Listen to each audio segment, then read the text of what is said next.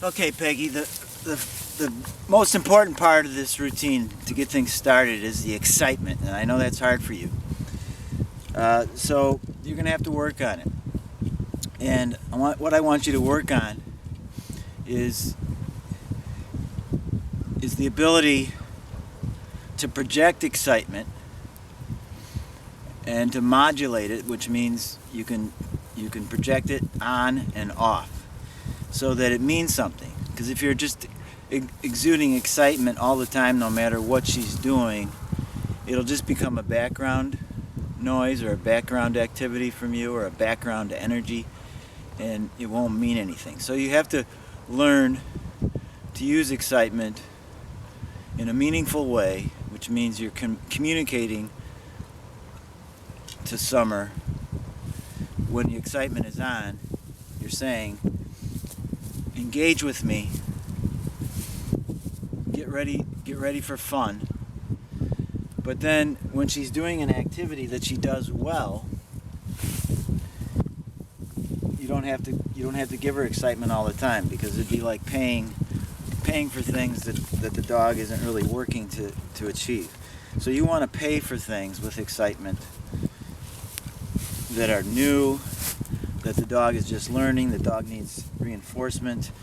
It's saying this is what I want, versus something when the dog is doing something that you don't want to pay excitement. You don't want to pay the dog with excitement with that. So it's kind of like a reading the dog, adding excitement when the dog needs it, not adding it when the dog doesn't need it. And then you want to develop, as you progress, you use less and less excitement. The dog needs less and less excitement to be engaged, so that now you're giving a very short, intense burst of excitement at key moments, as opposed to a steady amount of excitement when the dog doesn't need it. So I think I've repeated that point several times. And the last thing about excitement is, I think you want to have a certain sound associated with your excitement that acts as a cue, that gets the dog started. Hillman does dee dee dee. I can't do it exactly like him. I do a yup, a yup, a yup. It doesn't matter. It's just whatever comes most naturally. But then use that consistently for the cue, is like the trigger to get Summer engaged. So let's see if we can do a little example of that. So I'll just kind of let her wander off and explore. This, by the way, is probably the biggest weakness between me and Summer, is that she does disengage more now than I would like. You saw it on the retrieve. She went to the bumper and then she just kind of laid down and chewed on the bumper, or picks up some grass or a stick or a rock. She's very much interested in sticks and rocks, like she is right now. So I have to overcome that with excitement and get her back into engaging with me. So right now she's content to just lay down and chew on grass, and I'd like her to just wander off and not pay attention to me, and see if I can re-engage her with some excitement.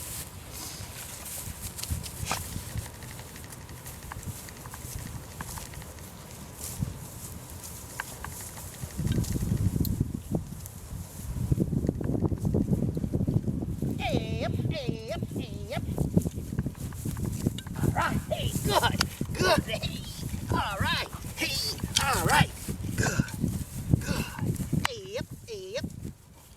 All right, so now she's disengaged. So I'm going to use movement and excitement. Hey, yep. All right.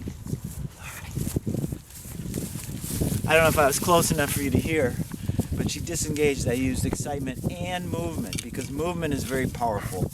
Dogs are attracted to movement. The important thing is that you never get into or start a habit of chasing Summer. Dogs love to be chased, and once you start doing that, they'll look for opportunities to play that game.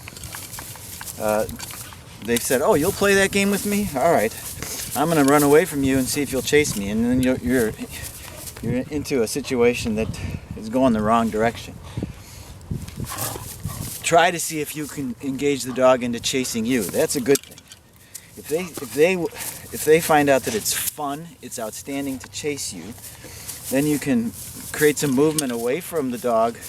The dog will chase after you, and then you can stop and receive her in a very inviting way, in a very full of praise, and reward the fact that she's chasing you and coming to you. And that way you don't have to use pulling on the rope, which takes the dog out of excitement. It's almost like a correction. You don't have to try to give a command that she hasn't learned yet. She hasn't really learned the recall command, so if you start to try to use that, all you're going to do is teach her not to come on the recall command. So excitement and movement at this stage of her development is the way to entice her to re-engage with you, to come to you. It's much better than obedience.